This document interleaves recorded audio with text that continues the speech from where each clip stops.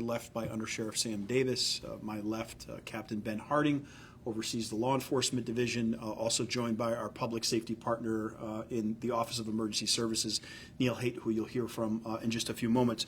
This afternoon, we are announcing a new piece of technology for the community to use called CommunityConnect. It is a comprehensive communication platform designed to provide prompt communication to those in the community who are calling either 911 or the non-emergency line for a call for service. Following a 911 call or a direct call to the office of the sheriff, callers using mobile phones, which we find the vast majority of people are using today, will receive a very prompt message about the status of their case. And if the responding deputy is delayed, it's also important, CommunityConnect allows the person who called to report a crime or an incident to continue to follow the progress of that particular case throughout the course or the life of the case through completion. So we have strived from the very beginning to be good partners as we administer this office to the community, communicate with them directly in a very, very transparent way. And we find that this is just another piece of technology that we can use to the benefit of the greater community. I'm going to ask the captain to speak a little bit more detailed about how the system works and what people can expect. This is fully funded by the New York State Sheriff's Association, which of course we are a proud partner and a participant in the association. So we're grateful for the association making this available to the people of Broome County. Captain? Thank you. CommunityConnect allows folks that call for law enforcement assistance, specifically the sheriff's office, to get immediate updates. One, that their call has been received and that the sheriff's office is going to allocate the resources, but also allowing the person making that report to know that there may be a delay, that deputy may be typing other calls or a variety of other circumstances, but that we will get to their incident. What's important is those that report crime or being a victim of something, they don't know exactly what the status of their case is. They end up calling the agency, trying to find out what the status is. This program allows that person to immediately see if that case is closed, if it's open, if it's been sent to detectives, and even if it's cleared by arrest. It corresponds with VINE, which a lot of folks in the community are aware of as far as victim notification. And on top of that, this allows them to even complete a survey to tell us how their interaction with the sheriff's office went. It's a completely optional and anonymous survey. We collect the data off it. We do not collect identifying information, no emails or cell phone numbers. It's all voluntary for folks to fill that out and complete it. And throughout, as the course in the investigation goes on, they will know who the deputy or detective is that is handling their particular investigation and a phone number they can reach them at if they have questions or want to have further conversation. It's a great tool in order for us to communicate with the public on immediacy, but also to keep people informed on what the status of their case is. And that data that we collect from those surveys in partnership with the Office of Emergency Services and the Communications Center is data that we can utilize to see how we are doing within the community, but also allow the community an opportunity to provide us feedback on how their interaction with the Sheriff's Office and Emergency Center has gone. Sure. So I think the latter part that the captain raises in terms of the survey is critically important. You know, continuous improvement should be important to everyone. It's certainly important to the undersheriff and I. Again, as we administer this office, we want to ensure that we are providing exceptional service to the people who live, work, and are raising their families here in Broome County. And I think the feedback that we will glean in real time from that survey will be critically important. It's important for me to note, and I'll introduce Neil in just a second, you know, in the world of public safety, so frequently and so often, Neil's dispatchers don't get credit for anything because they're kind of behind the scenes, and they're really not the face of public safety, so to speak, because the EMS workers, the firefighters, the cops are. But dispatchers are an equal partner in this public safety arena, in this public safety space, unsung heroes, so to speak. We're grateful to have amazing partners in the dispatch center, in the Office of Emergency Services, and they're lucky to have Neil leading the charge in OES. So I'll ask Neil just to come up and talk a little bit about CommunityConnect from an Office of Emergency Services perspective. Neil? Yeah, so from our perspective, the 911 dispatch center, when the person calls in, the call is put into the system, and then when the dispatcher dispatches the resource for the sheriff's office or puts them en route, that will give them real-time information back to the person that called. That tells them exactly, right, it's been received, somebody's on the way, maybe they're a little bit delayed. And that's great for the public, so that way, a lot of times, our dispatchers are fielding thousands of phone calls a day, and a lot of times we're receiving callbacks about when can I expect somebody or what's the status of this. And this will allow the dispatchers to remain on the emergency calls and let these calls automatically be updated for folks.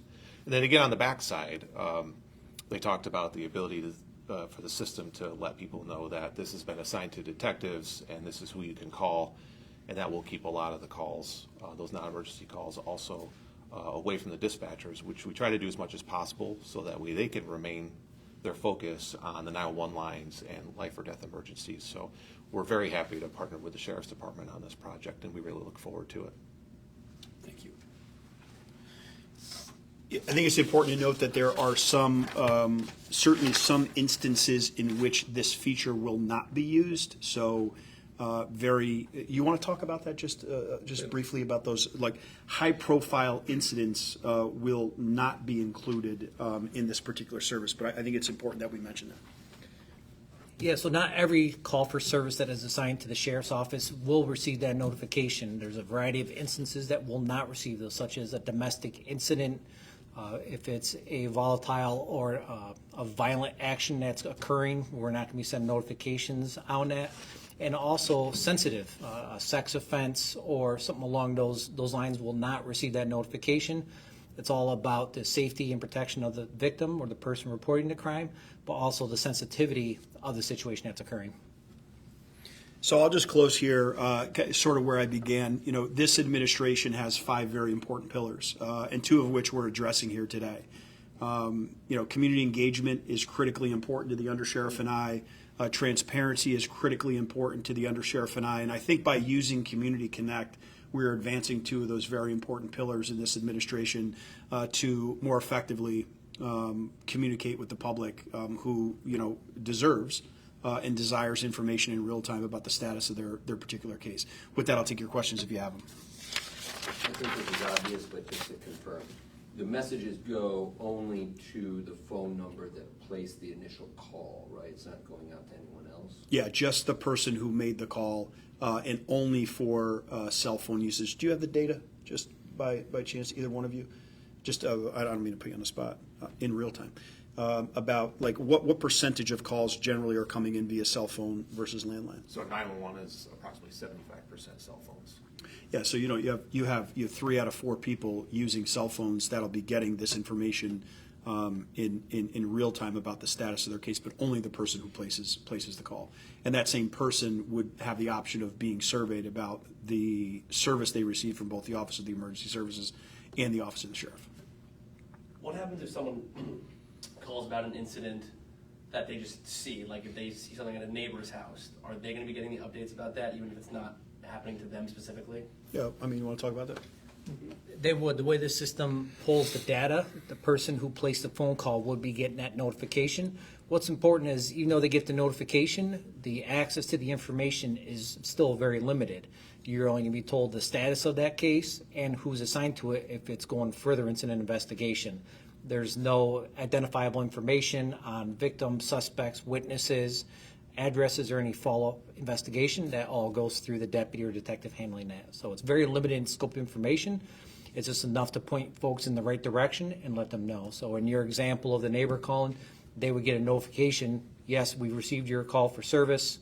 They've already spoken with the dispatcher, a deputy is en route, and they would potentially get notification at the end saying this case is closed or this case is open and deferred to detectives. So still very limited information, but enough to let people know that, yes, we are aware of it and handling that. Good question.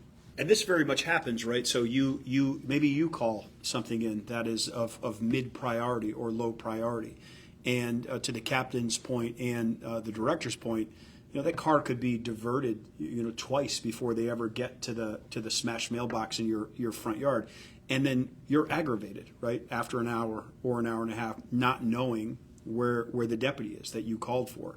Now, this, of course, this system will give you some peace of mind knowing that, hey, the car that was assigned to your complaint has been diverted, on a different call, and they're going to get to you at some point. It's very important to note for you, your viewership, the community at large, and this is very important to the undersheriff and I as we discuss this with the captain and the command staff, that this CommunityConnect, this new system, this new tool will never supplant a human being. If a member of the public calls here and they expect to speak to a detective assigned to their case, that's the expectation of both the undersheriff and I, that practice will continue. This, again, is just another way for us, another tool for us to use to better communicate more effectively and efficiently with the community that is seeking information from the Office of the Sheriff as we respond or as we continue to investigate calls for service on their behalf. So now dispatch sends all different types of agencies. Is this only information about the sheriff's office response or any agency response? Yeah, so the program that we're using, CommunityConnect, is only for the Office of the Sheriff. And I don't know, I've not been part of discussions about expansions of CommunityConnect. Have you? It is not available opportunity at the time. But I could imagine, Jim, with proper feedback from the community and agencies using the service in which maybe the Chiefs Association wants to do something similar like the Sheriff's Association and expand this particular type of service. Anything else? Just on the press release, it says on July 16th, which is tomorrow. Does it start today, or is that correct? It's going to start tomorrow. We're going to roll it out 8 a.m. tomorrow? Correct. Is that right? Yeah. So tomorrow morning we'll start using the program. Just wanted to announce it today, and again tomorrow is the start. Perfect. Thank you. All right. Any other questions? All right. We thank you guys.